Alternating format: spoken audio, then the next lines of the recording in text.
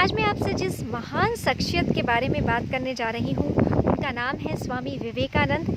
पिछले दिनों जब मैंने व्हाट्सएप पे आप सभी से पूछा था कि ऐसे कौन से लीडर्स हैं जो आपको गाइड करते हैं, आपको प्रभावित करते हैं, आपका मार्गदर्शन करते हैं, तो आप में से अधिकांश ने स्वामी विवेकानंद का नाम लिया।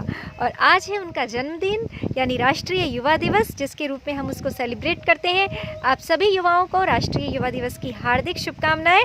और अब मैं युवाओं के उस चहेते व्यक्तित्व को जो कि पर्सनालिटी डेवलपमेंट का एक बहुत बड़ा खजाना है, खजाना मैं कहूँगी, क्योंकि वहाँ पे हमें अपने व्यक्तित्व के विकास के सभी गुण सीखने को मिलते हैं। सभी वहाँ पे हमें सभी वो बिंदु सीखने को मिलते हैं जिनसे हम अपने व्यक्तित्व का विकास कर सकते हैं। तो युवाओं के इसी चहेते व्यक्तित्व का सबसे बड़ा जो मुझे आकर्षण लगा वो ये लगा कि उन्होंने ये कहा कि strength is life, weakness is death. जो शक्ति है वही जीवन है और जो हमारी कमजोरी है वो हमें रसातल की तरफ ले जाती है। तो हमें हमेशा अच्छा सोचना चाहिए, ऐसे विचारों से अपने आप को मजबूत रखना चाहिए जो कि हमें शक्तिशाली बनाए और हमें आगे बढ़ाए। इसके साथ में जो मुझे सबसे खूबसूरत बात विवेकानंद जी की लगती है वो ये है कि दुर्बलता सबसे बड़ा पाप है। अपने आप को दुर्बल मानना, अपने आप को कमज़ोर मानना, ये एक बहुत बड़ा पाप है। क्योंकि जब हम भयभीत होते हैं, जब हम डरे हुए होते हैं, तो हम किसी न किसी पाप के भागीदार बनते हैं। जैसे मान लीजिए कि आपको किसी से डर लगा, तो हमें लगेगा कि इससे मुझे डर है, तो हम उस चीज़ को नष्ट करने की या उसको समाप्त करने की सोचेंगे। तो यहाँ से पाप पैदा होता है, पाप उपजता है। और ये एक बहुत बड़ी रहस्य की बात है जो कि स्वामी विवेकानंद के चिंतन में हमें दिखाई पड़ती है।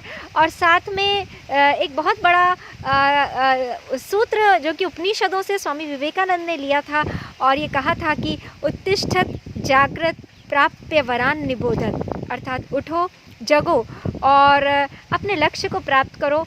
तब तक अनवरत चलते रहो जब तक कि आप अपने लक्ष्य को हासिल नहीं कर लेते, अपने लक्ष्य को प्राप्त नहीं कर लेते। स्वामी विवेकानंद ने कहा कि मुझे ऐसे 100 नवयुवक दे दीजिए जो कि निस्वार्थी हो, देश प्रेम जिनके मन में रचा बसा हो। मैं पूरे भारत का भाग्य बदल सकता हूँ। तो ऐसे 100 नवयुवकों की डिमांड उन्होंने की थी। और आप सभी जानते हैं कि 39 वर्ष की अवस्था में वो इस दुनिया को अलविदा कह गए थे। तो 39 वर्ष के उस युवा व्यक्तित्व ने भारत को कितना कुछ दिया ये आप सभी जानते हैं। ये एक खेल का मैदान है और जिसके बीच में मैं खड़ी हूँ। तो उन्होंने कहा था कि गीता पढ़ने की बजाय फुटबॉल खेलना ज़्यादा अच्छा है, क्योंकि जो फुटबॉल खेलकर जो मजबूत बनेगा वही गीता के ज्ञान को सहन करने की या उसके उस जो गीता के ज्ञान का तत्व है उसको पूरी तरीके से आत्मसात करने की ताकत अपने में ला सकता है। क्योंकि शक्तिशाली होना बहुत ज़रूरी है, आत्मिक दृष्टि से, शारीरिक दृष्टि से, मानसिक दृष्टि से। क्योंकि यदि हम दुर्बल हैं और कमज़ोर हैं तो कुछ भी अपना कार्य नहीं कर पाएंगे। ना हम स्वयं का हित कर पाएंगे, ना हमारे समाज का हित कर पाएंगे और ना ही हम अपने देश का हित कर पाएंगे। तो यहाँ पे एक बहुत बड़ा योगदान जो स्वामी विवेकानंद का रहा वो ये रहा कि उन्होंने भारत के अंदर से, भारतवासियों के अंदर से जो हीन भावना थी उसको उन्होंने दूर किया। और अमेरिका की धरती पर जब वो गए 1893 में, तो भारतीय संस्कृति का शंखनाद किया और विदेशी धरती पर उन्होंने ये बता दिया कि भारत कितना गौरवशाली है।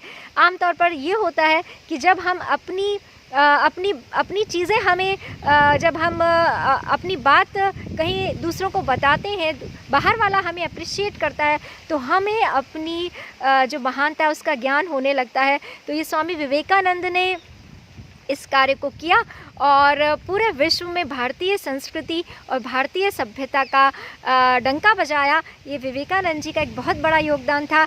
इसने भारत की जो हीन भावना थी भारतवासियों के अंदर एक व्याप्त हो गई थी, उसको दूर किया और उज्जवल भारत के लिए ऐसे नवयुवकों को प्रेरणा दी, उनको आगे बढ़ने के लिए एक रास्ता तैयार किया। भारत स्वामी विवेकानंद जी के मन में, मस्तिष्क में रचा बसा था। उन्होंने पूरे भारत की पद यात्रा की और कहा भी जाता है कि यदि आप स्वामी विवेकानंद यदि आप भारत को समझना चाहते हैं तो आपको स्वामी विवेकानंद को पढ़ना चाहिए। उन्होंने जगह जगह पर जो व्याख्यान दिए हैं और उसमें भारत के गौरव को जिस तरीके से उद्घाटित किया है वो अपने आप में अविस्मरणीय है। वो अपने आप में एक गाथा है पूरे भारतीय गौरव की, भारतीय संस्कृति की। वो हमें पढ़ना चाहिए। और स्वामी विवेकानंद का जो साहित्य है वो कई जगहों से प्रकाशित हुआ है। हमें ये ध्यान रखना चाहिए कि स्वामी विवेकानंद के पीछे भी एक शक्ति कार्य कर रही थी, रामकृष्ण मिशन, जो कि 1897 में स्थापित हुआ था। और इस रामकृष्ण मिशन के जिनके लिए स्थापित हुआ था, स्वामी रामकृष्ण परमहंस स्वामी विवेकानंद जी के जो गुरु थे, और उन्हीं से उन्होंने अपना पूरा ज्ञान लिया था।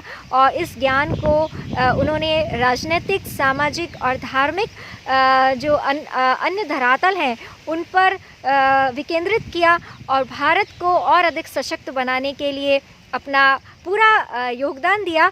यहाँ पे एक बहुत ही महत्वपूर्ण बात जो ये है कहना चाहती हूँ मैं, वो ये है कि आज हमें जिन चीज़ों की आवश्यकता है वो है लोहे के पुट्ठे, फौलाद की नाड़ियाँ और ऐसी संकल्प शक्ति जो समुद्र की गहराइयों में जाकर के भी अपने लक्ष्य को प्राप्त कर सके। ये विवेकानंद जी का एक बहुत महत्वपूर्ण कथन है।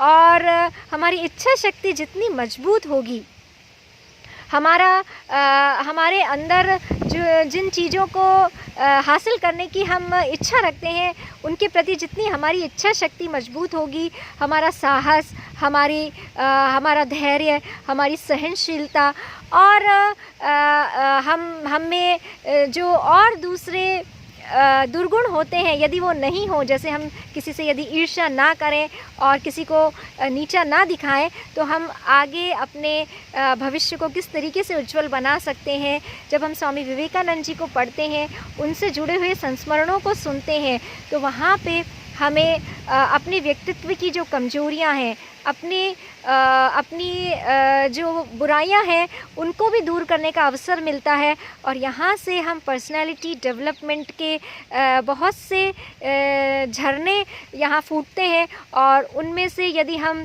किन्हीं को ग्रहण कर सकें, उनके ऊपर यदि हम थोड़ा सा अपने व्यक्तित्व को बदलने का अभ्यास कर सकें, तो हमें एक बहुत बड़ा यहाँ पे जैसा मैंने कहा था कि खजाना मिलता है। तो ये खजाना आप सभी युवाओं को बहुत बहुत मुबारक। आप सभी को राष्ट्रीय युवा दिवस की हार्दिक शुभकामनाएं।